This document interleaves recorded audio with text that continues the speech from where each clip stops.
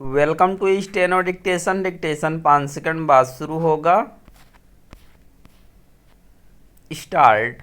गत दिवस केंद्रीय कैबिनेट ने जो अनेक फैसले लिए उनमें अधिकांश केंद्र में देश की आर्थिक स्थिति को बल प्रदान करना रहा।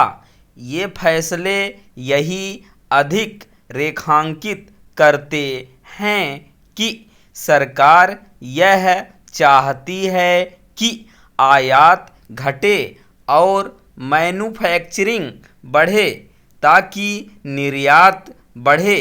सरकार ऐसे प्रयत्न पहले भी करती रही है। इसका प्रमाण है उसकी ओर से मेक इन इंडिया के साथ देश को आत्मनिर्भर बनाने का अभियान शुरू करना और साथ ही स्वदेशी के मंत्र को दोहराना। इन अभियानों को जोर शोर से शुरू करने और कारोबारियों को प्रोत्साहित करने के लिए अनेक उपाय करने के बाद भी बात पूरी तरह बन नहीं रही है। देश को अनेक ऐसे उत्पादों का आयात करना पड़ रहा है जिनका उत्पादन देश में आसानी से किया जा सकता है। तथ्य यह भी है कि भारतीय उत्पादों का निर्यात अपेक्षा के अनुरूप नहीं बढ़ पा रहा है।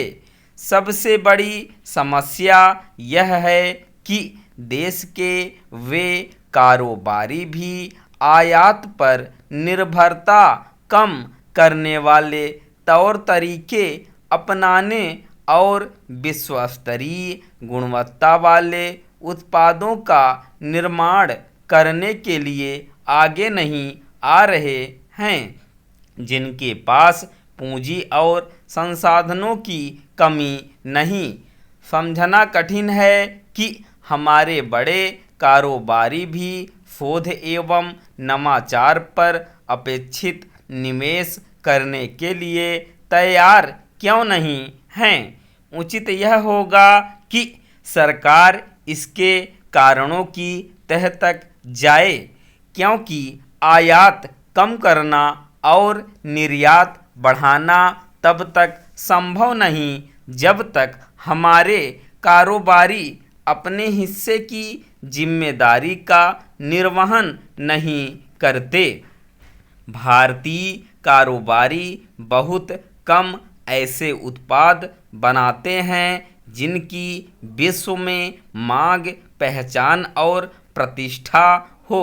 यदि वे विश्व स्तरीय सेवाएं दे सकते हैं तो विश्व स्तर की गुणवत्ता वाले उत्पाद क्यों नहीं बन पा रहे हैं।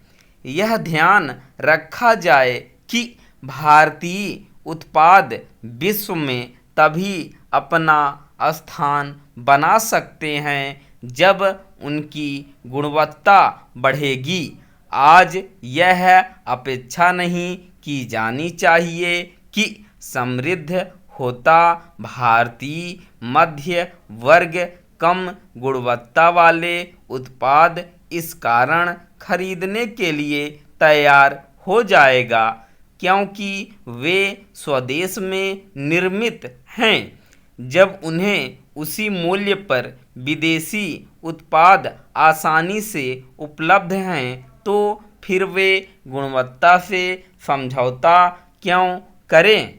निःसंदेह यह भी ठीक नहीं कि भारत जिस तैयार माल का निर्यात बढ़ा रहा है उसे बनाने के लिए कई आवश्यक कलपुर्जे बाहर और विशेष रूप से चीन से आयात किए जाते हैं।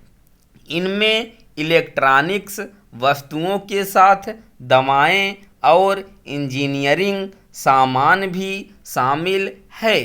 यह चिंताजनक है कि तमाम जतन के बाद भी चीन से आयात पर निर्भरता खत्म होने का नाम नहीं ले रही है।